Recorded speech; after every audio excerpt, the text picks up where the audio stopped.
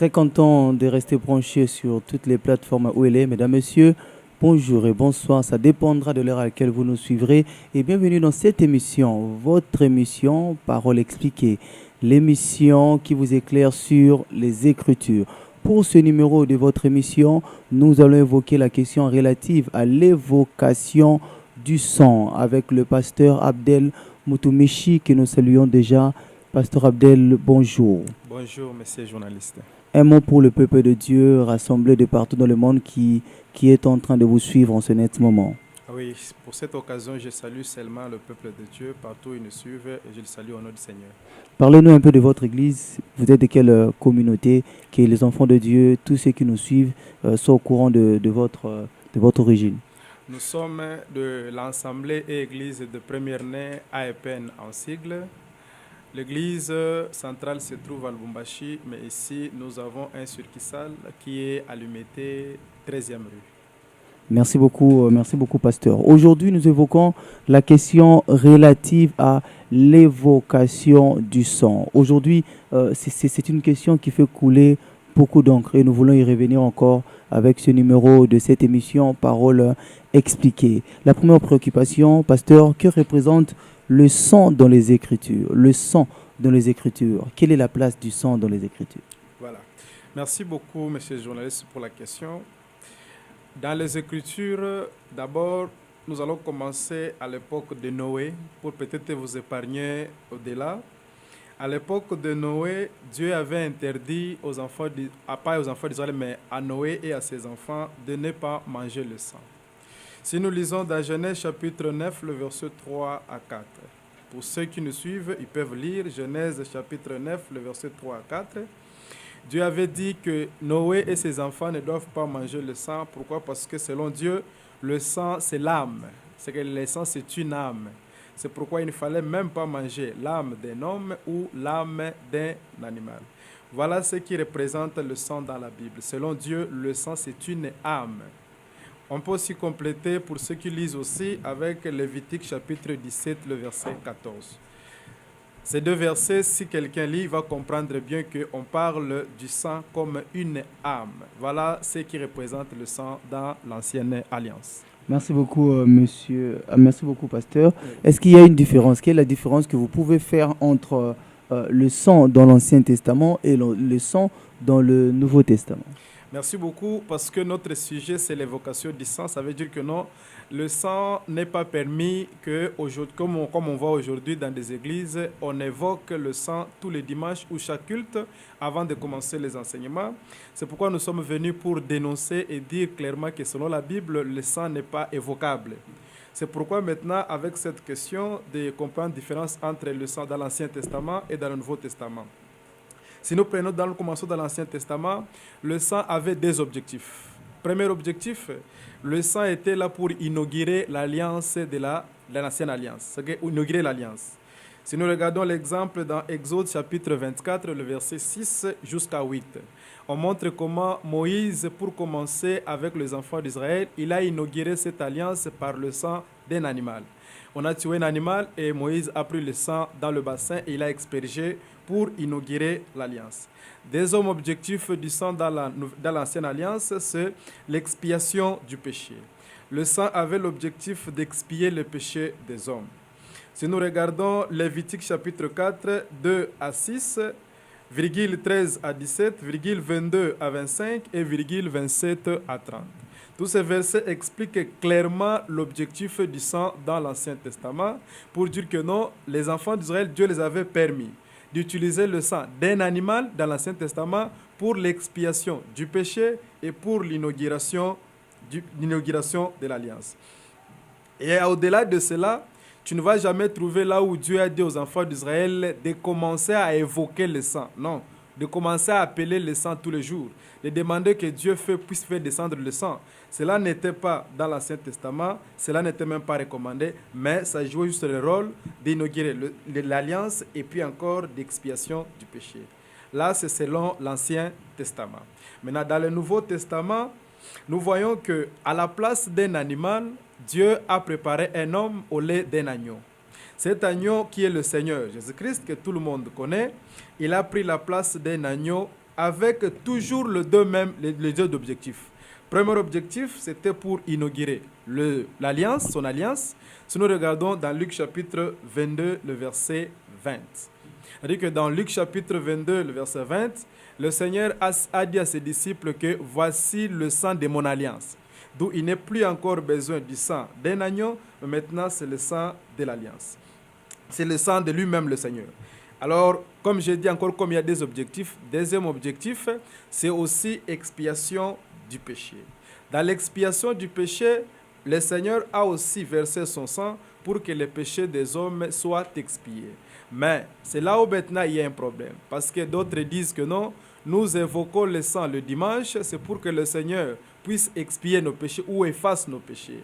Là, ce n'est pas vrai, parce que le sang de la nouvelle alliance, ça doit expier le péché éternellement. Ce n'est pas reprendre le péché le lundi pour que le dimanche, tu puisses encore demander le sang. C'est pourquoi c'est différent. Voilà la différence entre le sang de l'ancienne alliance et de la nouvelle alliance. C'est-à-dire, le sang de l'ancienne alliance, c'était pour les animaux, mais le sang de la nouvelle alliance, c'est pour le Seigneur lui-même. Merci beaucoup, pasteur Abdel Moutoumichy, pour l'éclairage sur les Écritures. Mais qu'est-ce qu'on peut comprendre de manière brève sur l'évocation du sang? Que veut dire évoquer le sang de manière brève? Évoquer, quand nous parlons d'évoquer, c'est pourquoi on n'a pas parlé de l'invocation, nous avons parlé d'évoquer. Y a-t-il une différence? Il y a une différence. C'est-à-dire que même dans le dictionnaire, même dans la Bible, on n'a jamais parlé de l'évocation pour ce qui concerne Dieu. Mais on parle de l'invocation pour ce qui concerne Dieu. Mais lorsqu'il s'agit des démons, c'est là où on parle de l'évocation. C'est pourquoi nous avons dit l'évocation. C'est-à-dire que l'évocation n'est pas une inspiration de Dieu, c'est une inspiration de Satan. Comme c'est l'invocation de Satan, c'est pourquoi nous parlons de l'évocation. Voilà la différence. Mais qu'est-ce qu'on peut comprendre de manière brève? Évoquer le sang veut dire quoi? Veut dire qu'est-ce qu'on est en train de faire en disant que j'évoque le sang en réalité? L'évocation, pourquoi nous avons parlé de l'évocation du sang? C'est pourquoi? Parce que c'est du satanisme. C'est une connexion satanique qui ne vient pas du Seigneur. Ni les disciples, ni les apôtres, ni le Seigneur n'ont jamais prié l'évocation du sang. C'est pour dire que de manière brève, l'on ne peut pas invoquer le sang. On ne peut pas faire appel au sang. C'est l'incompréhension. On ne peut pas faire l'appel du sang. Même dans l'Ancien Testament, on ne faisait pas l'appel du sang. Mais on amenait un agneau, on coupe la tête, c'est le sacrificateur qui prenait le sang, qui expédiait sur le tabernacle, sur la table. Même dans la Nouvelle Alliance, ce n'est pas à l'homme de demander ce sang. C'est lui-même le sang qui s'est offert comme un sacrifice. C'est à lui d'effacer tes péchés, pas à toi de l'obliger de demander le sang. Mais c'est pour dire en quelque sorte que le sang occupe une place centrale dans l'histoire du salut. Le sang occupe une place centrale, oui, mais la façon de le faire que les gens le font aujourd'hui, ça ne donne plus le salut, ça donne la mort. Pourquoi doit-on dire que le sang occupe une place centrale dans l'histoire du salut? Ça occupe une place parce que je viens de l'expliquer que dans l'Ancien Testament, à l'époque de Noé, Dieu a dit aux enfants d'Israël de ne pas, non pas les enfants d'Israël, mais à Noé, de ne pas manger le sang parce que le sang c'est l'âme. Et nous voyons aussi qu'avec Moïse, Dieu a recommandé aux enfants d'Israël pour que leurs péchés soient pardonnés, il fallait utiliser le sang. C'est-à-dire que, dans quel sens? D'où il a fallu que devant Dieu et les hommes, il a fallu qu'il y ait un témoin, qu'il y ait une âme qui va prendre la charge des enfants d'Israël. Voilà, cette âme-là, c'est le sang de l'animal que Dieu avait choisi. Nous voyons aussi dans la Nouvelle Alliance aussi, Dieu a choisi un homme comme un témoin entre les hommes et Dieu. Voilà que cet homme-là a versé son sang, qui est l'âme qu'on vient de lire dans Lévitique chapitre 17, le verset 14. Merci beaucoup, pasteur. Mais quel est le rôle du sang? Quel est le rôle du sang de Jésus-Christ dans la rédemption? Le rôle du sang de Jésus dans la rédemption. Voilà. Le rôle du Seigneur Jésus-Christ, c'est d'abord l'inauguration de son alliance. Selon Luc chapitre 22, le verset 20. Deuxième objectif, c'est expier ou encore effacer les péchés des hommes éternellement.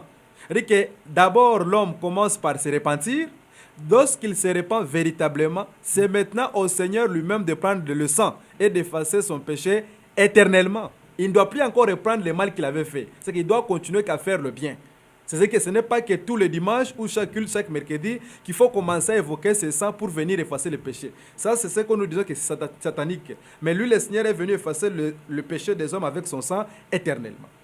Mais pasteur, que dites-vous de ce verset de la Bible qui dit, nous sommes dans Hébreux chapitre 9, le verset 22. Okay. Hébreux chapitre 9, le verset 22. Voilà. La Bible dit, et presque tout, donc il n'y a pas d'exception. Okay. D'après la loi, est purifié avec du sang. Et sans effusion de sang, il n'y a pas de pardon. Que dites-vous de ce verset? C'est très clair. Sans effusion du sang, il n'y a pas le pardon du péché. Dans l'Ancien Testament, sans l'agneau, il n'y a pas le péché, il n'y a pas le pardon du péché. Dans la Nouvelle Alliance, sans le Seigneur, il n'y a pas le pardon du péché. Il a fallu qu'il puisse verser son sang, comme je viens de le dire, pour que maintenant le péché soit effacé. Mais cela n'est pas de le faire tous les jours ou chaque culte. C'est que l'homme comprenne qu'il doit être enseigné de la repentance. Dès qu'il se repent, ce sang-là va faire le travail pour effacer ses péchés éternellement. Et par exemple, même pas dans une situation difficile qu'une personne est en train de passer, est-ce qu'il ne peut pas faire appel au sang de Jésus dans une situation pareille, où l'homme se trouve quand même dans l'impasse et vous voyez dans une situation où vous n'arrivez pas à vous en sortir, Oui. et vous faisiez appel au sang de Jésus versé sur la croix. Est-ce que ça c'est Le bon? sang n'a pas l'objectif de donner quelqu'un peut-être le bien matériel, parce que quelqu'un en difficulté il doit demander le sang. Non, le sang a l'objectif uniquement pour le péché. On ne peut pas dire que j'ai dans les difficultés que le sang vienne me nettoyer. Non, c'est seulement pour le péché. Mais maintenant, pour ce qui concerne les difficultés, le Seigneur a dit il faut demander tout ce que vous demanderez à mon nom, vous sera donné. Il n'a pas dit qu'évoquer le sang de venir vous donner. Non, c'est demander au Seigneur que mon Père, j'ai besoin de manger, j'ai besoin de chaussures et tout court. On ne se limite pas. Mais la Bible dit ici presque tout est purifié avec du sang. Oui. On peut recourir au sang. Presque tout est purifié avec Du sang. Quand on parle de tout, c'est-à-dire que le Seigneur, lui, l'a purifié. Ce que j'ai dit, qu'il a inauguré son alliance avec le sang. C'est-à-dire, si papa journaliste aujourd'hui s'engage avec le Seigneur, tout ce qu'il va faire est purifié parce qu'il a signé l'alliance. Cette alliance a été déjà purifiée par le Seigneur. Donc une bonne fois pour toutes. Une bonne fois pour toutes, voilà. On ne peut pas. Mais non, que dites-vous aujourd'hui des enfants de Dieu qui, lorsqu'ils traversent des moments difficiles, font souvent appel au sang de Jésus? C'est ce que j'ai dit dans Matthieu chapitre 6, on dit « En priant, ne multipliez pas de vaines paroles ». C'est qu'ils sont mal enseignés, ils sont des vaines paroles qui ne servent à rien. D'où les conséquences est que, au lieu qu'ils soient connectés au Dieu créateur ou au Seigneur lui-même, ils seront connectés par des démons. Parce que les démons copient ce qui n'est pas logique selon Dieu. Tout ce qui est mal pris par Dieu, et ils prennent ça, les hommes sont connectés. C'est pourquoi l'église ne fonctionne pas bien, c'est pourquoi l'église n'avance pas. Il y a des désordres dans les églises parce que les enseignements ne sont pas bien cadrés. C'est qu'on enseigne mal aux gens. Au lieu de les amener au Christ, on les amène à d'autres démons que le pasteur, parfois, il est ignorant, ou soit il connaît consciemment ce qu'il fait, il connecte les gens dans d'autres choses qui n'est pas biblique ou bien qui n'est pas la doctrine des apôtres. Mais Jésus, dans les Écritures, a recommandé à ce que les disciples puissent continuellement commencer à faire ce qu'il lui-même a fait en présence d'eux, c'est-à-dire prendre le pain en image de son corps et le vin en image de son sang. Et que dites-vous maintenant de la Sainte Seine qui revient sur le sang de Jésus sur la croix? Voilà, la Sainte Seine, il avait dit que ça sera à mémoire de moi. À chaque fois que vous faites cela, c'est une cérémonie juste qui symbolise l'alliance des hommes avec le Seigneur. Mais c'est une cérémonie aussi qui ne se fait pas chaque jour ou chaque mois, c'est une fois l'an. D'où la Sainte Seine est autorisée, mais pas l'évocation du sang. Pourquoi? Dans les églises, ils font la Sainte Seine et en même temps, ils évoquent le sang. Ça devient maintenant l'ambiguïté. Comment vous pouvez encore faire la Sainte Seine? Si la Sainte Seine, c'est mieux, c'est qu'on nous a autorisé. Pourquoi encore l'évocation du sang? D'où tout doit se traiter dans la Sainte Seine. S'il y avait des problèmes dans la Sainte Seine, mais pourquoi encore chaque dimanche ou chaque culte, il faut encore prier du sang? Revient maintenant comme s'il y a des choses qui ne marchent pas. Pasteur, que dites-vous alors de ce verset qui pense, d'abord, avant que je n'évoque la question, est-ce que le sang parle-t-il? Le sang parle parce que je viens de le dire que le sang, c'est une âme devant Dieu. Oui. Bon, à l'image d'Abel, le sang d'Abel qui criait, et le sang de Jésus, dont la Bible dit qu'il est plus fort que le sang d'Abel. Oui, c'est ça que je dis que le sang, c'est une âme. Mais donc, à chaque fois, on peut faire appel à cette âme pour s'en sortir d'une situation quelconque. Alors, si réellement, on peut parler que oui, le sang parle. Mais maintenant, dans Hébreu, on dit que le Seigneur, il est entré dans un tabernacle non construit par les mains d'hommes. Il est entré avec son propre sang. Le problème, c'est quoi? Le problème, c'est interdit à l'homme d'évoquer le sang, d'appeler ce sang. Mais c'est au Seigneur lui-même de faire le travail avec son propre sang. Ça le problème. C'est que ce n'est pas à l'homme de l'évoquer, d'appeler que le sang vient. Mais c'est lui-même le propriétaire du sang. On dit qu'il est entré avec son sang dans le tabernacle céleste. C'est à lui qui sait quoi faire avec son sang, effacer le péché ou pas. Maintenant, ce n'est pas à nous, ça ne revient pas à nous des hommes d'effacer le péché. Comme j'ai donné l'exemple de l'Ancien Testament, on a mené l'agneau chez un sacrificateur. C'est lui qui doit couper la tête et prendre le sang et verser. Ce n'est pas à toi le pécheur. Ce n'est pas à toi l'homme de prendre le sang là, de faire comme tu veux. Non. C'est lui qui est approprié de faire, c'est le sacrificateur. Dans la Nouvelle Alliance, c'est lui qui est approprié de faire le travail avec le sang. C'est le Seigneur qui est le souverain sacrificateur. Ce n'est pas moi qui a des problèmes de commencer à appeler ça. Non. Donc, le seul lien entre le sang et l'homme, c'est le pardon. Voilà. Le seul lien qui est entre... Non. Qui est d'abord le lien entre le Seigneur et l'homme, c'est le pardon du péché. C'est-à-dire que l'homme doit demander pardon ou doit se repentir sincèrement. Et lorsqu'il se repent, c'est à lui le sang. Comme il sait que j'ai le sang à côté. Pourquoi? C'est la seule chose que Dieu avait donnée au Seigneur pour effacer les péchés des hommes, c'est le sang. D'où ce sang-là doit faire le travail de... Il faut que l'homme, lui, demande pardon, reconnaisse ses péchés et après le Seigneur fera le travail d'effacer ces péchés-là. Donc, à part le pardon, le sang n'a pas un autre travail. Pour l'homme, il doit se repentir. Pour le Seigneur, pour que ses péchés soient effacés, ils doivent utiliser le sang. C'est-à-dire que le Seigneur, sa part, c'est nettoyer. Rien que pour le pardon, pas pour d'autres situations qui peuvent arriver. Rien que pour le pardon. Mais dans la Bible, nous voyons quand les enfants d'Israël sont sortis d'Égypte. Okay. Là-bas, la question n'était pas le pardon. Okay. La question était physique. Ils étaient en esclavage. Okay. Mais ils sont sortis de cette situation en aspergeant le sang de l'agneau sur le linteau. Okay. Là, la situation était physique. La situation n'était pas du pardon, Okay. mais du physique. Tout comme aujourd'hui, l'homme ne peut-il pas faire appel au sang comme les enfants d'Israël l'ont fait en aspergeant sur le linteau pour leur délivrance. Voilà. Et les enfants d'Israël aussi ne le faisaient pas tous les jours quand ils ont des problèmes. Ils l'ont fait seulement une seule fois en Égypte. Ce n'était pas continuel. Mais aujourd'hui, nous le voyons que c'est continuel. C'est là où il faut que ça s'arrête. Ce n'est pas ça. D'où maintenant, nous avons eu quelqu'un qui a mis le sang sur le linteau, le Seigneur. Une fois pour tout. Une fois pour toutes. Et là maintenant, on se réjouit en lui en état repentant. En se repentant pour que lui maintenant il nous aide. C'est pourquoi il nous a dit, comme vous êtes à moi, tout ce que vous demanderez à mon nom, je vous le donnerai. Ce n'est plus le temps que j'ai un problème, je prends le sang, je mets sur le linteau. Non. Non, mais est-ce que le sang, c'est le sang de Jésus? Okay. On peut à chaque fois faire appel à ça. Le sang de Jésus sur la croix. Oui. On peut faire appel à ça dans la prière. Aujourd'hui, nous voyons ça dans les églises. C'est ça que Plusieurs églises évoquent aussi cette question. C'est ça que dans les Jésus, que ce sont des choses qu'il ne faut pas autoriser, qu'il ne faut pas accepter dans les églises. Peut-être les gens qui nous suivent peuvent dire que non, c'est faux. Mais je les demandais qu'on puisse réfléchir sur les Écritures. C'est-à-dire que demander le sang n'est pas biblique. Les apôtres n'ont jamais enseigné sur l'évocation du sang.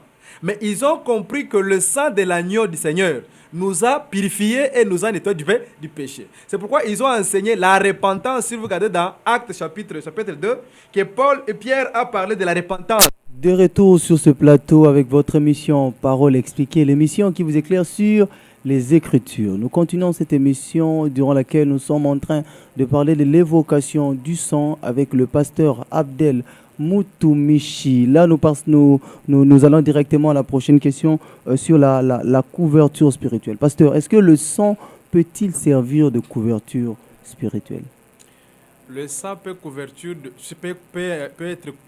avoir une couverture spirituelle. C'est juste que le sang, c'est dans le domaine de quelqu'un lorsqu'il demande pardon et ce sang-là doit purifier ses péchés. Pas dans autre chose, demander les biens matériels, le mariage, non.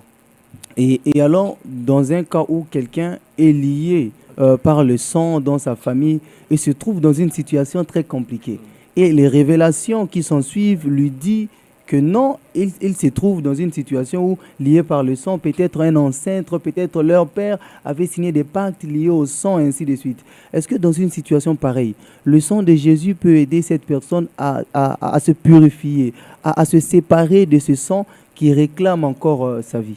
Maintenant, c'est ça que nous disons que s'il y a une telle personne qui vient avec des problèmes qui est dans la malédiction, devant l'apôtre ou devant le pasteur, c'est juste prier pour lui et l'enlever dans la malédiction, c'est fini. Il vous est déjà arrivé un tel cas à l'église? Beaucoup de cas qu'on reçoit, on les montre comment ils sont tombés dans la malédiction et on leur dit là où ils sont tombés et ils doivent se repentir et les malédictions tombent, c'est fini. Et si c'est lié au sang, on ne peut pas évoquer le sang de Jésus? On ne peut pas invoquer le sang du Seigneur. On doit juste l'enlever de la... Même si c'est lié au sang, même si c'est lié peut-être à l'eau, même si c'est lié à quoi. On doit seulement prier pour la personne et puis la malédiction tombe, c'est fini. Et ne même pas faire allusion au sang? On ne peut pas. Pasteur, que dites-vous de cette expression biblique qui dit Ils l'ont vaincu à cause du sang de l'agneau. Apocalypse chapitre 12, le verset 11. Ok. Ils l'ont vaincu à cause du sang de l'agneau. On parlait de Michael et les dragons qui se battaient. Et lorsque le Seigneur, on dit que le Seigneur, lorsqu'il est mort, il a versé son sang. C'est le sang là qui a fait maintenant vaincre Satan. C'est Satan est tombé à cause du sang de l'agneau. Là, c'est très clair. Personne n'avait pas invoqué, ni Michael n'avait pas dit que le sang vient.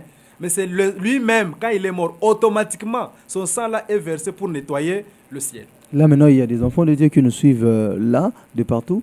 Est-ce que eux aussi se trouvent dans une situation de combat? Ils se sentent combattus. Est-ce que les enfants de Dieu qui nous suivent, qui se trouvent dans des situations pareilles, qui sentent qu'il y a une réclamation du sang, qui sentent qu'il y a des combats vraiment par rapport au sang? Est-ce que ces enfants de Dieu ne peuvent pas faire appel au sang de Jésus?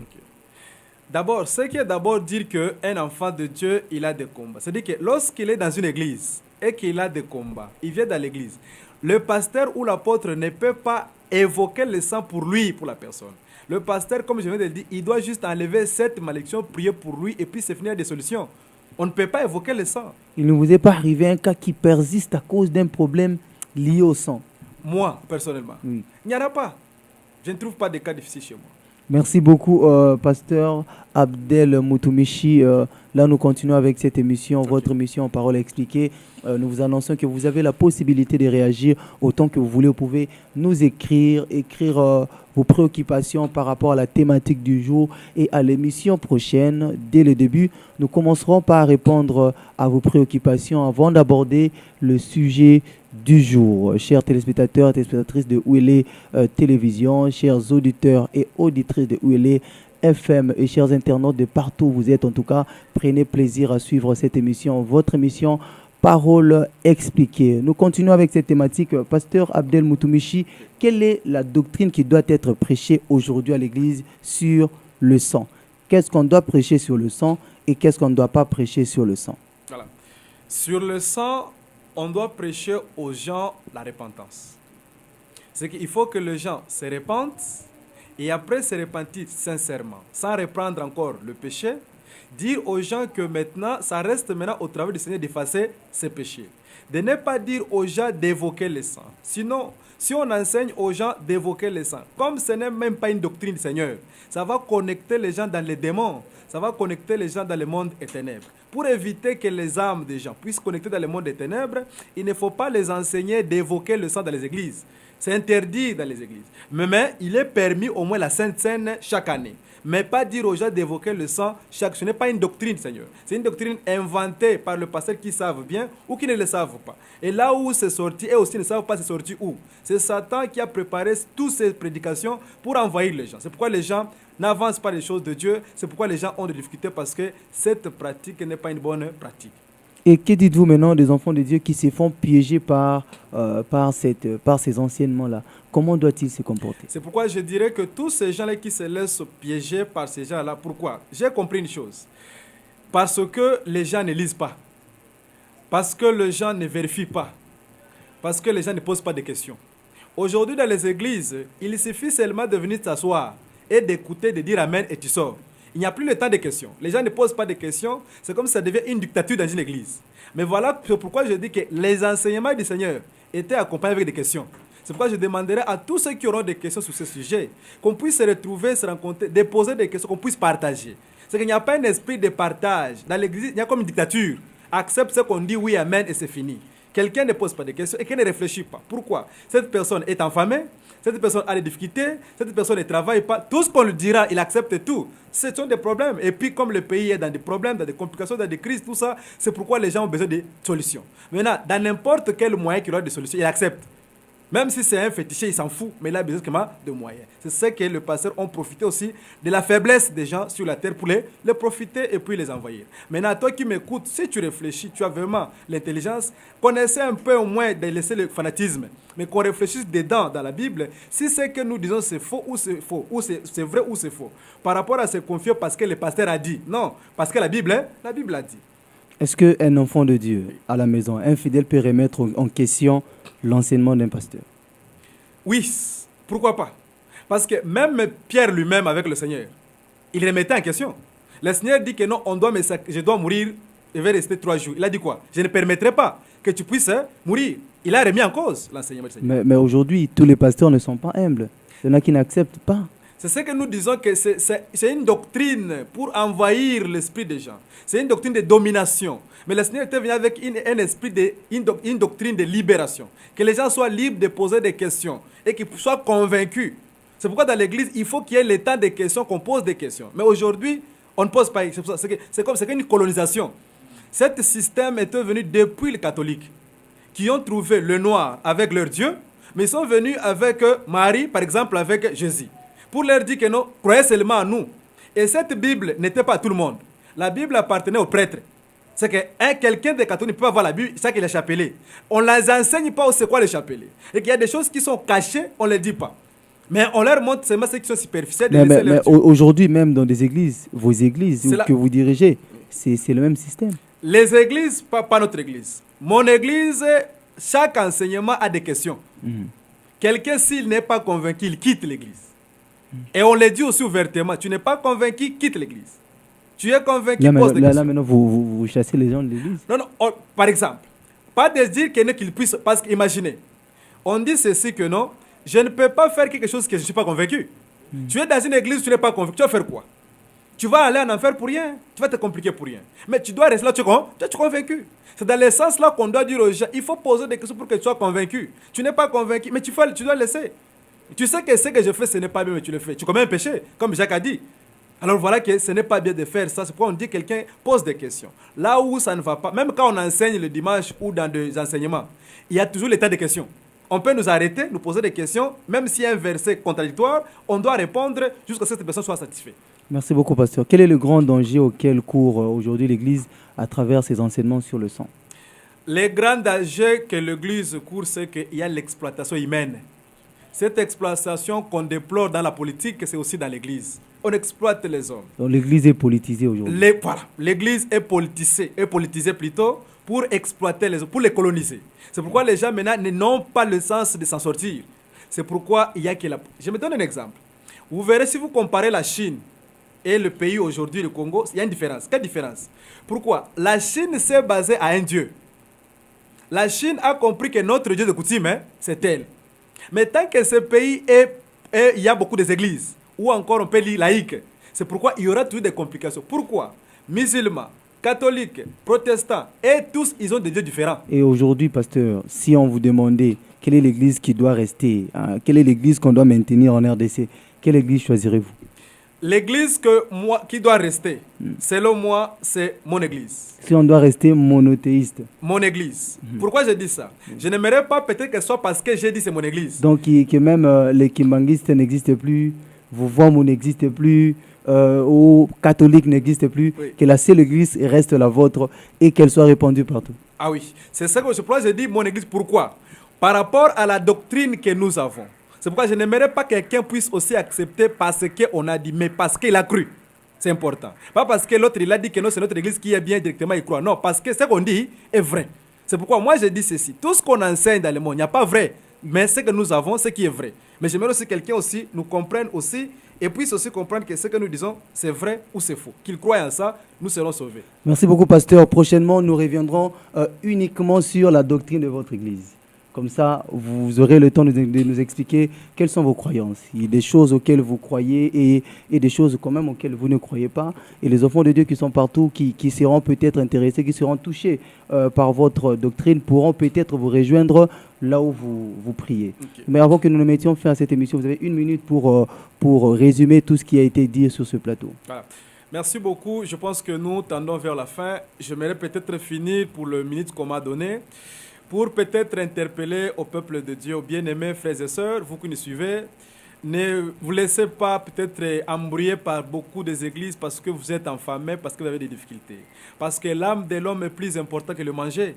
Mais si vous vous laissez emporter parce que le pasteur m'avait béni, m'avait donné l'argent, un jour vous serez surpris. C'est pourquoi j'aimerais que non, la personne qui nous écoute, lorsque tu as des questions, tu écris. Lorsque tu as des questions, tu peux même nous appeler, qu'on puisse nous rencontrer et partager pour savoir que, parce que nous croyons que l'église, la vraie église du Seigneur, c'est celle qui va remplacer la politique d'aujourd'hui. c'est celle qui va conduire la politique d'aujourd'hui. Parce que les scientifiques sont limités, la politique ne sert à rien. C'est l'Église qui va se soulever pour montrer le vrai chemin. Mais comme l'Église est faible, c'est pourquoi l'Église aussi est derrière le politicien. Mais maintenant, aujourd'hui, nous devons comprendre que c'est l'Église qui doit avoir une sagesse de conduire le monde. C'est pourquoi je vous appelle, vous tous qui nous écoutez, de venir nous contacter, de nous chercher, qu'on puisse partager. Comment on peut vous atteindre? Nous sommes d'abord sur l'avenue Lac, commune de Lumété, le 13e rue résidentielle. Notre numéro c'est 081 33 48 869. Ça, c'est mon numéro personnel. Si vous nous appelez, nous allons vous accueillir. Nous pouvons même organiser même une réunion de partage des questions. Pas de t'imposer, que moi je connais, mais qu'on partage ce que tu connais, qu'on puisse trouver la solution. Nous sommes dans une période où on doit trouver la solution de l'Église. Pas de s'embrouiller, pas de querelles, pas de complications. Mais nous devons trouver la solution parce que l'Église ne va pas bien, l'Église ne marche pas bien. Merci beaucoup, pasteur Abdel Moutouméchi, pour votre intervention. En tout cas, de partout où vous êtes, vous sentez que le message du pasteur Abdel Moutouméchi vous séduit, vous touche. En tout cas, vous pouvez l'atteindre à travers les numéros qui vous ont été donnés, ou même vous pouvez aller directement sur le lieu où se trouve l'église afin de le rencontrer et avoir un entretien personnel avec lui. C'est avec ça que nous mettons fin à cette émission, votre émission Parole expliquée. Nous vous donnons rendez-vous à la prochaine. Ne manquez pas, en tout cas, écrivez-nous par rapport à l'émission d'aujourd'hui. Écrivez vos réactions, vos questions.